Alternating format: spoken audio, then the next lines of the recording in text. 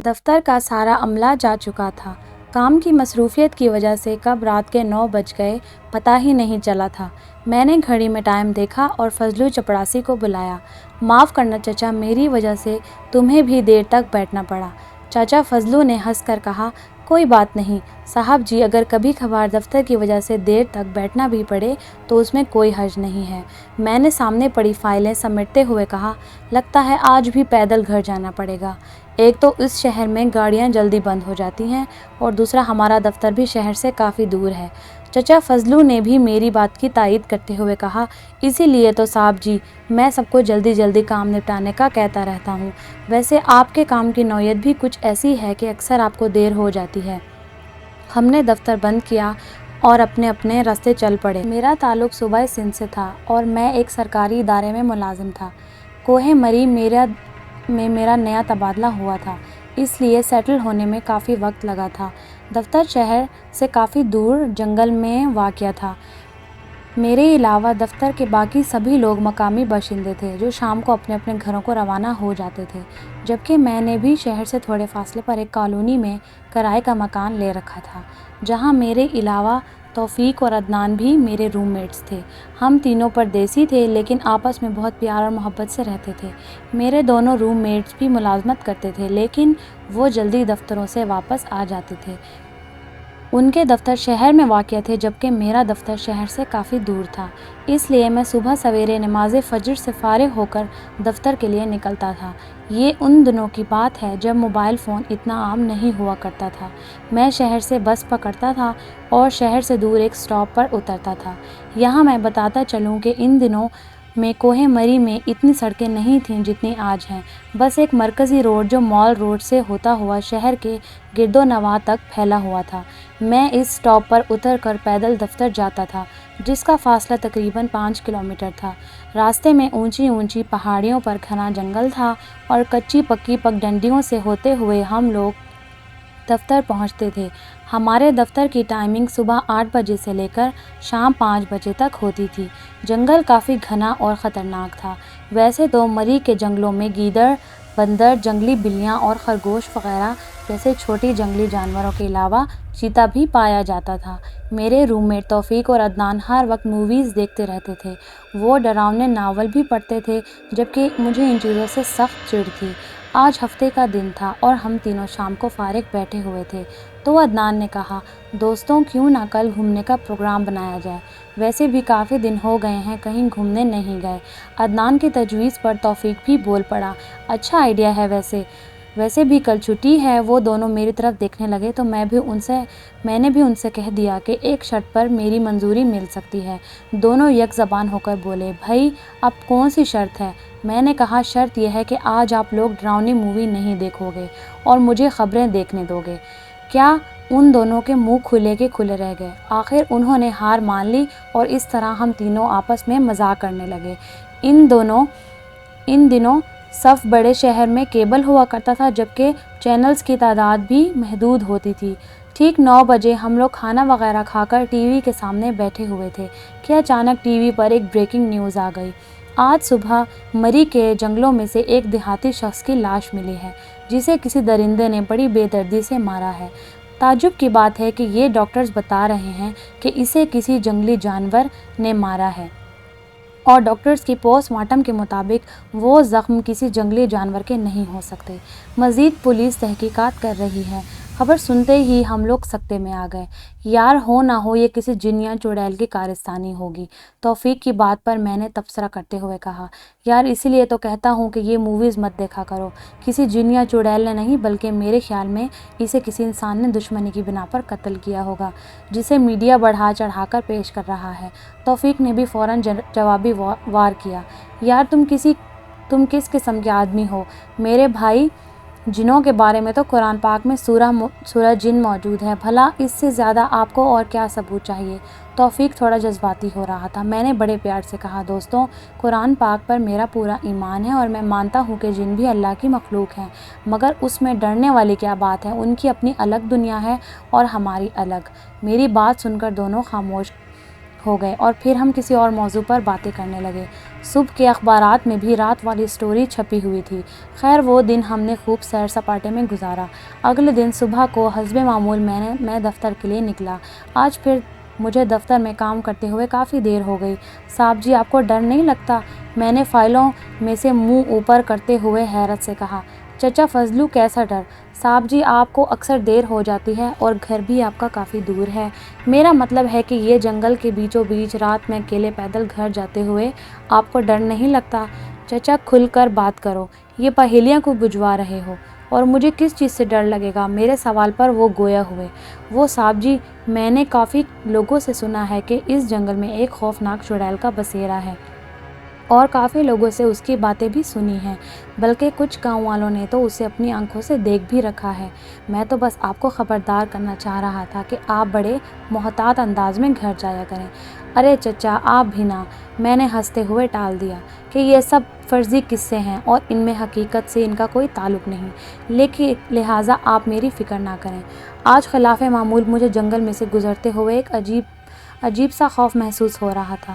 جھاڑیوں میں سے اچانک کوئی جنگلی جانور یا بندر نمودار ہو جاتا تو میں سہم جاتا۔ لگتا ہے مجھ پر بھی فضلو بابا کی باتوں کا اثر ہونے لگا ہے۔ میں نے اپنے آپ کو دلاسا دیا اور شہر کی مرکزی سڑک پر پہنچ گیا، جو اب بالکل سنسان پڑی تھی۔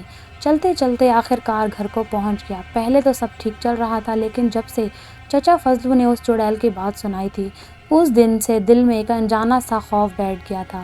میں روز فضلو چچا سے نئے نئے سوال پوچھتا کہ چچا اگر وہ چڑیل واقعی اس جنگل میں موجود ہے تو ابھی تک آپ کو کیوں دکھائی نہیں دی؟ آپ کو چڑیل کے بارے میں کس نے بتایا؟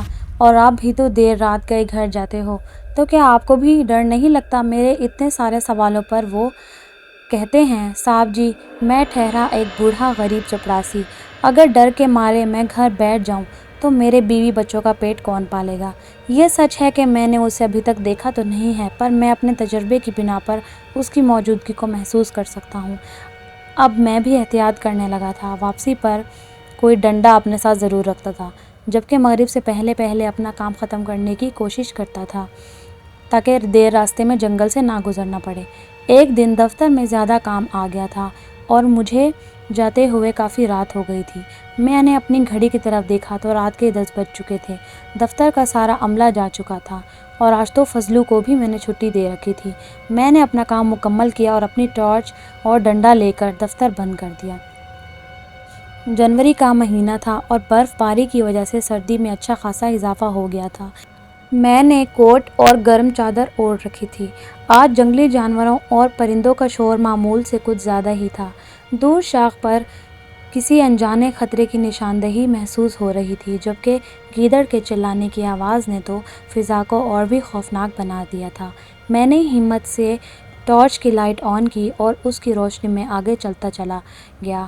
یوں تو برف باری ہو رہی تھی اور برف باری کی وجہ سے جیسے درختوں نے سفید چادر اوڑھ لی تھی۔ نہ جانے آج سفر اتنا طویل کیوں محسوس ہو رہا تھا، پہلے تو ایسا کبھی نہیں ہوا تھا۔ خیر میں چلتے چلتے شہر کی مرکزی سڑک کے قریب پہنچ چکا تھا۔ اب راستہ کافی ناہموار تھا۔ میں جیسے ہی ایک پگڈنڈی پر پہنچا تو دور سے بندروں اور گیدڑوں کے چلانے کی آوازیں سنائی دیں۔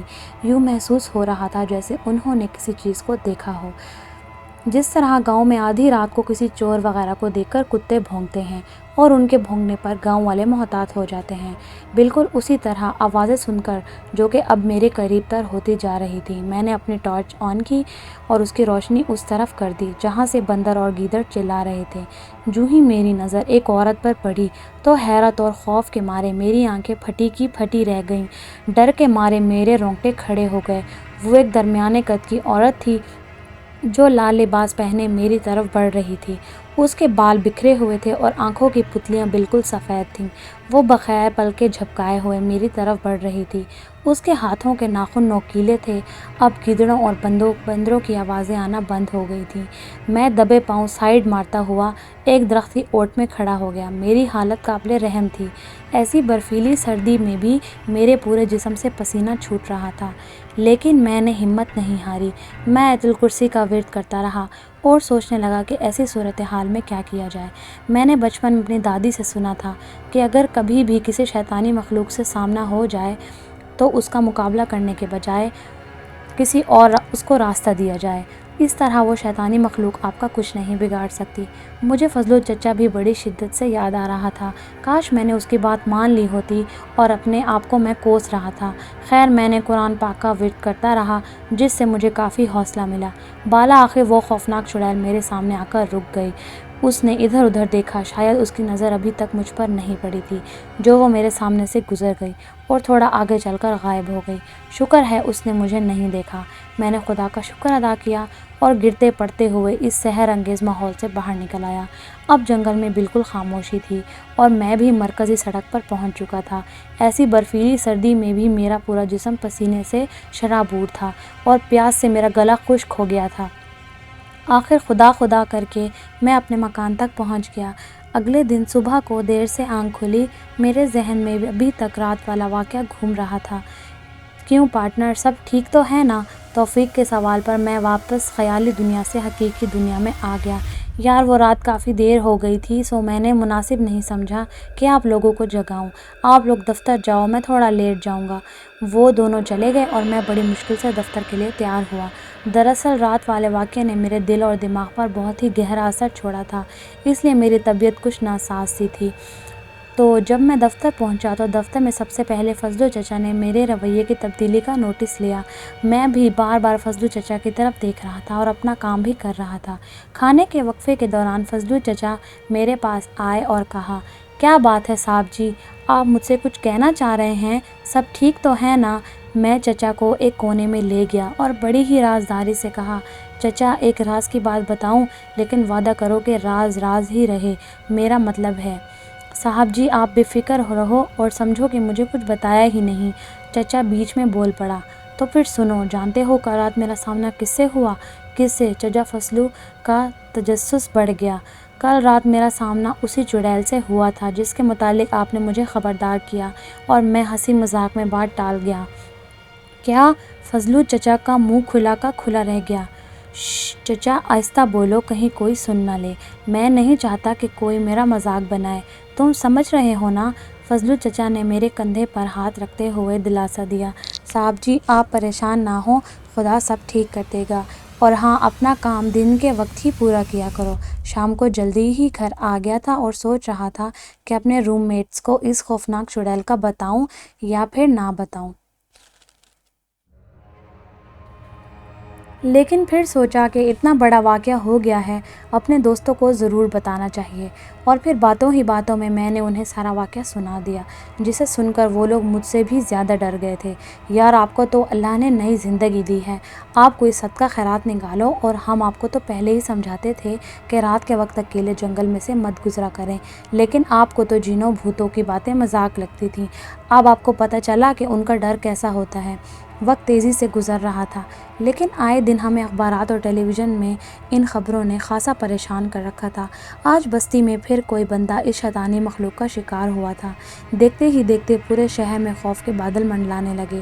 ہر کسی کی زبان پر اس خوفناک چڑیل کی خبریں تھیں۔ لوگوں نے تو راتوں میں نکلنا بند کر دیا تھا۔ اب تو گورنمنٹ بھی اس مسئلے کے حل کے لیے سنجیدگی سے سوچنے لگی تھی۔ ہم لوگ بھی خوف اور ڈر کے ایسے ماحول میں بزدلوں کی طرح جی رہے تھے، لیکن کسی میں بھی ہمت نہیں تھی کہ وہ چڑیل کا سامنا کر سکیں۔ کچھ عرصے بعد میرے گاؤں سے خط آیا کہ میرے والد صاحب کی طبیعت کچھ ناساز ہے، لہٰذا میں نے دفتر سے کچھ دنوں کی چھٹی لے لی۔ اگلے دن میرے دوست مجھے ریلوے اسٹیشن راولپنڈی چھوڑنے آئے۔ میں نے بھی سندھ کی ٹرین پکڑی۔ سندھ کا موسم گرم تھا۔ میرا گاؤں اندرون سندھ میں واقع تھا، جہاں ہرے بھرے کھیت، آموں کے باغات، کیلوں کی فصل اور کھجور کے درخت ہمارے گاؤں کی شان تھی۔ میں نے اپنے والد صاحب کا علاج شہر کے ایک اچھے اسپتال میں کرایا۔ میں نے مری میں پیش آنے والے واقعات کا ذکر اپنی بیوی اور بچوں سے نہیں کیا، میں ان کو پریشان دیکھنا نہیں چاہتا تھا۔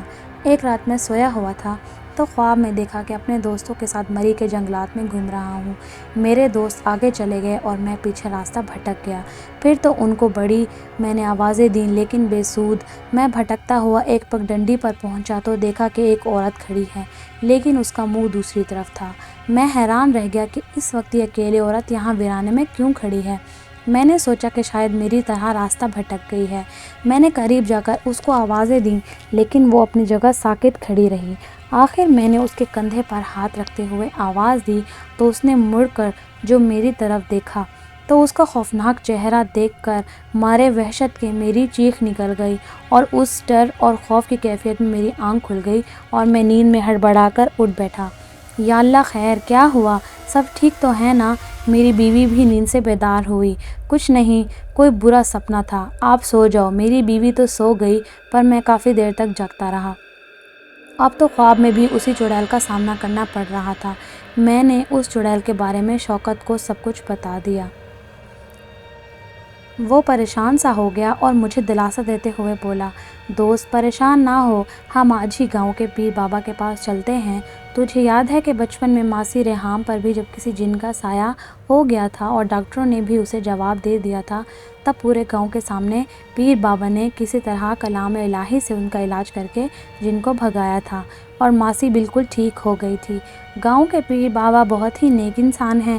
وہ اب بھی گاؤں کے غریب افراد کی خدمت کرتے ہیں اور اگر کسی پر جن وغیرہ کا سایہ ہو جاتا ہے تو ہمارے پیر بابا ثواب کی خاطر مفت علاج کرتے ہیں۔ آؤ چلتے ہیں اس کے پاس۔ پھر ہم دونوں پیر بابا کے ڈیرے کی طرف روانہ ہوئے۔ ہم لوگ بڑے مؤدبانہ انداز میں پیر بابا سے ملے۔ جب ان کی مریدین کا رش کم ہوا تو میں نے چڑیل کے متعلق سارے واقعات بیان کر دیے، جسے سن کر وہ کافی دیر خاموش رہے، پھر گہری سوچ میں ڈوبے ہوئے تھے اور آنکھیں بند کیے کچھ سوچ رہے تھے۔ جوں وقت گزر رہا تھا ہمارے دلوں کی دھڑکن تیز ہوتی جا رہی تھی۔ آخرکار پیر بابا نے اپنی آنکھیں کھول دیں اور ہمیں اپنے نزدیک بلایا۔ ہم لوگ پیر بابا کے بالکل قریب بیٹھ گئے۔ وہ زمین پر بیٹھے ہوئے تھے اور ہم لوگ بھی دو زانو ہو کر ان کے سامنے بیٹھے ہوئے تھے۔ معاف کرنا بیٹا، میں مراقبے میں چلا گیا تھا جس کی وجہ سے آپ کو زحمت اٹھانا پڑی۔ کوئی بات نہیں پیر بابا، امید ہے آپ نے کوئی نہ کوئی حل نکال لیا ہوگا۔ بیٹا اللہ پاک پر بھروسہ رکھو، وہ سب ٹھیک کر دے گا۔ میرے علم کے مطابق وہ شیطانی مخلوق آپ کو نقصان دینے کی کوشش میں مصروف ہے، لیکن آپ نے اچھا کیا کہ چھٹی لے کر میرے پاس آ گئے۔ جیسا کہ آپ نے بتایا کہ وہ چڑیل بے گناہ انسانوں کا خون بہا رہی ہے اور پورا شہر ڈر اور خوف کی کیفیت میں مبتلا ہے، تو بیٹا میری بات دھیان سے سنو۔ ہمیں صرف اور صرف اللہ پاک سے ڈرنا چاہیے اور اس مخلوق سے نہیں، کیونکہ ساری مخلوقات اس کے محتاج ہیں۔ ہمیں اپنے سارے مسائل کا حل اللہ پاک کی کتاب قرآن مجید میں تلاش کرنا چاہیے۔ آپ لوگ میری بات سمجھ رہے ہیں نا؟ ہم دونوں نے یک زبان ہو کر کہا، جی پیر بابا، ہمیں آپ کی بات خوب سمجھ آ رہی ہے۔ وہ تھوڑی دیر خاموش رہے اور ایک تعویذ لکھ کر مجھے دیتے ہوئے کہا، بیٹا یہ تعویذ اپنے دائیں بازو پر ہر وقت باندھے رکھنا۔ انشاءاللہ اس تعویذ کی برکت سے کوئی بھی شیطانی مخلوق، جن، بھوت، چڑیل آپ کے نزدیک نہیں آ سکتی۔ میں نے وہ تعویذ لے کر اپنے پاس رکھا تو پیر بابا نے پاس پڑے ہوئے ایک صندوقچے میں سے ایک پرانا خنجر نکالا اور مجھے دیتے ہوئے کہا، یہ خنجر بھی ہر وقت اپنے پاس رکھنا۔ یہ کوئی معمولی خنجر نہیں ہے، یہ ہمارا آبائی خنجر ہے۔ اس سے پہلے کہ وہ خوفناک چڑیل تم پر کوئی وار کرے، میں چاہتا ہوں کہ اس کے وار سے پہلے تم اس خنجر سے اس پر وار کر دو۔ میں نے وہ خنجر لے کر پیر بابا سے وعدہ کیا کہ میں اس کی بتائی ہوئی باتوں پر عمل کروں گا اور اس خنجر سے اس خوفناک چڑیل کو مار کر شہر کے لوگوں کو نجات دلاؤں گا۔ پیر بابا میرا عزم دیکھتے ہوئے بہت خوش ہوئے اور دعاؤں کے ساتھ ہمیں رخصت کیا۔ پیر بابا کی دعا سے میری زندگی میں ایک خوشگوار سی تبدیلی آئی تھی۔ پیر بابا کے دیے ہوئے تعویذ اور خنجر سے میرے اندر ڈر اور خوف والی کیفیت بالکل ختم ہو گئی تھی۔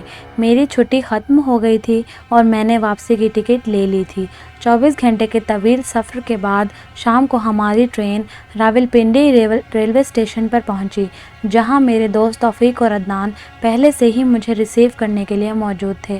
جب انہوں نے مجھے دیکھا تو بہت ہی خوش ہوئے اور مجھ سے سامان لے کر ایک ٹیکسی میں رکھا۔ پورا راستہ وہ مجھ سے گاؤں کی باتیں سنتے رہے اور میں ان سے شہر کی۔ توفیق اور عدنان نے بتایا کہ شہر میں وہی کے وہی حالات ہیں اور خوفناک چڑیل خوف کی علامت بنی ہوئی ہے اور وہ اب تک نہ جانے کتنے لوگوں کی زندگی سے کھیل چکی ہے۔ ان کی باتیں سن کر میں نے کہا، دوستوں، پیر بابا کے تعویذ اور خنجر نے مجھے نیا حوصلہ دیا ہے۔ اب وہ دن دور نہیں جب اس شہر کو اس منحوس چڑیل کے سائے سے بھی نجات مل جائے گی۔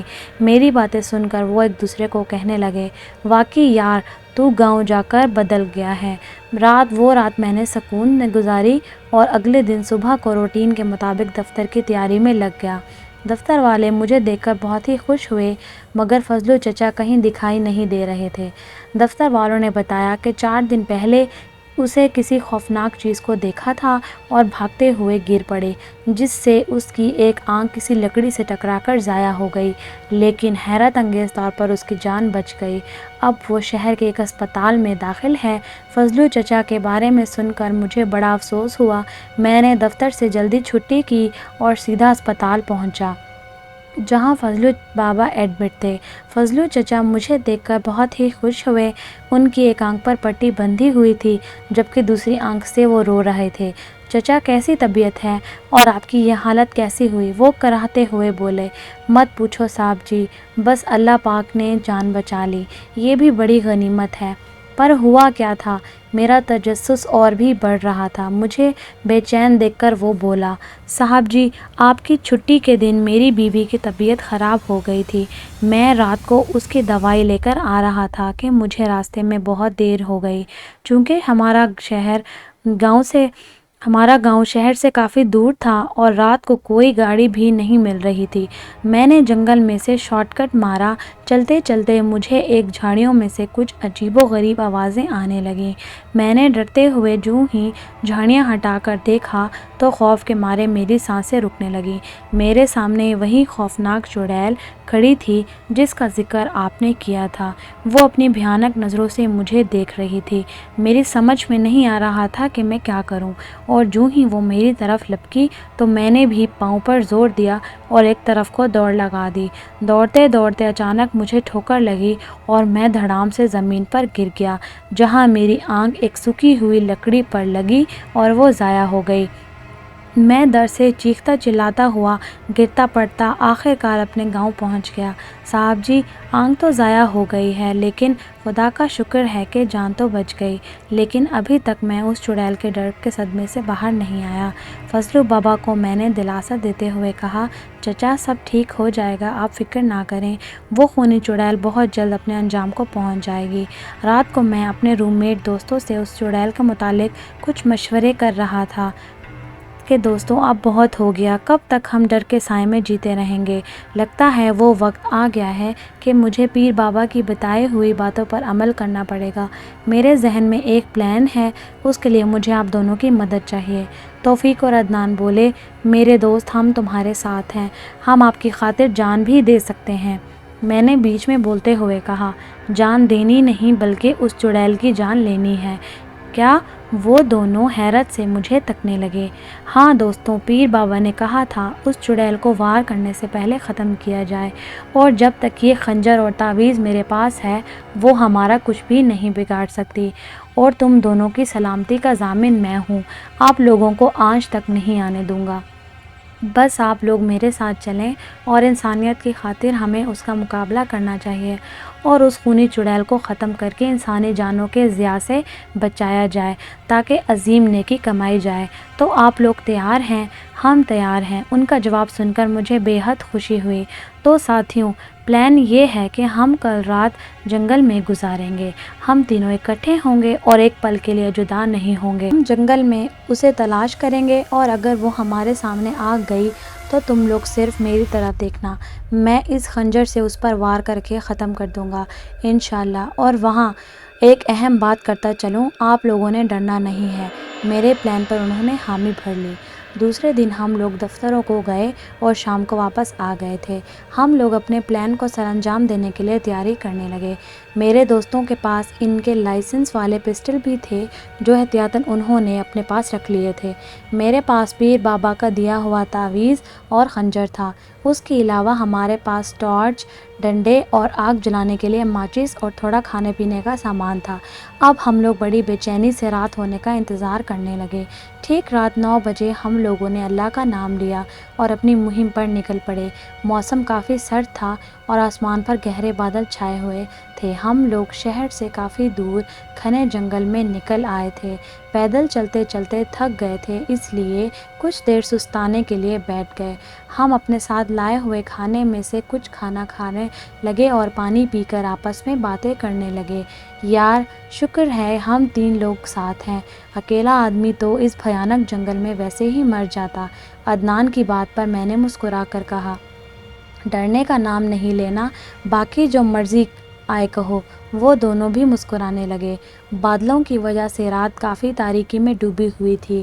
میں نے گھڑی میں ٹائم دیکھا، رات کے 12 بج رہے تھے۔ ویسے تو جنگل میں کافی خاموشی تھی، لیکن کبھی کبھار الو کے چلانے اور گیدڑ کے آواز نکالنے کی وجہ سے پورا جنگل بھیانک محسوس ہو رہا تھا۔ لیکن ہم ایک نیک مقصد کے لیے نکلے ہوئے تھے، سو ڈر ہم سے کوسوں دور تھا۔ اب دوبارہ ہم اپنے شکار کے لیے جنگل میں ایک ساتھ چلنے لگے۔ ہماری تلاش ابھی جاری تھی کہ اچانک دور جھاڑیوں میں جنگلی جانوروں کے چلانے کی آوازیں آنے لگیں۔ گیدڑ اور بندر زور زور سے چلا رہے تھے۔ ایسا لگ رہا تھا کہ جیسے انہوں نے کسی کو دیکھا ہو۔ دوستوں، ہوشیار ہو جاؤ، میں نے کہا۔ ہم لوگ بھی اس سمت بڑھنے لگے۔ میرے دوستوں نے اپنا اپنا پسٹل ہاتھ میں لے رکھا تھا، جبکہ میں سب سے آگے چل رہا تھا۔ چلتے چلتے ہمارے قدم رک گئے۔ ہماری تلاش ختم ہو چکی تھی۔ وہ اچانک ہمارے سامنے نمودار ہوئی۔ اس کا بھیانک چہرہ دیکھ کر میرے دوست نہ چاہتے ہوئے بھی ڈر گئے اور وہ میرے پیچھے کھڑے ہو گئے۔ دوستوں، ڈرو نہیں، آپ لوگ اسے مت دیکھو بلکہ میری طرف دیکھو، کیونکہ مجھے بالکل ڈر محسوس نہیں ہو رہا تھا۔ اس نے زور سے چیخ کر کہا، تم لوگ میرا شکار کرنے نہیں بلکہ میرا شکار ہونے آئے ہو۔ یہ کہتے ہوئے وہ تیزی سے مجھ پر لپک پڑی اور میرا گلا دبانے کی کوشش کرنے لگی، پر اگلے ہی لمحے اس نے اپنا ہاتھ نیچے پٹک دیا۔ یوں لگا جیسے اس کو بجلی کا جھٹکا لگا ہو۔ میں سمجھ گیا کہ یہ سب پیر بابا کے تعویذ اور خنجر کی برکت سے ہوا ہے، اور اس سے پہلے کہ وہ میرے دوستوں پر وار کرتی، میں نے خنجر اس چڑیل کے سینے میں پیوست کر دیا۔ پھر تو پورا جنگل اس کی چیخوں سے گونج اٹھا۔ وہ زمین پر گر گئی اور دیکھتے ہی دیکھتے اس میں آگ لگ گئی اور کچھ ہی دیر میں وہ جل کر خاک ہو گئی۔ حیرت انگیز طور پر وہ خنجر محفوظ رہا، جسے اٹھا کر میں اپنے پاس رکھا، اور میرے دوست اب صدمے کی کیفیت سے باہر آ چکے تھے۔ ہم لوگ اپنی مہم میں کامیاب ہو چکے تھے۔ اگلے دن چڑیل کے مرنے کی خبر شہر میں جنگل میں آگ کی طرح پھیل گئی۔ لوگوں نے خدا کا شکر ادا کیا اور کافی عرصے تک ہم تینوں دوستوں کے چرچے ہوتے رہے۔ اب شہر کی رونقیں دوبارہ واپس آ چکی تھیں اور لوگ راتوں کو بھی گھومتے پھرتے تھے، اور کچھ سالوں بعد میرا تبادلہ بھی کراچی میں ہو گیا تھا اور میں اب وہیں رہتا ہوں۔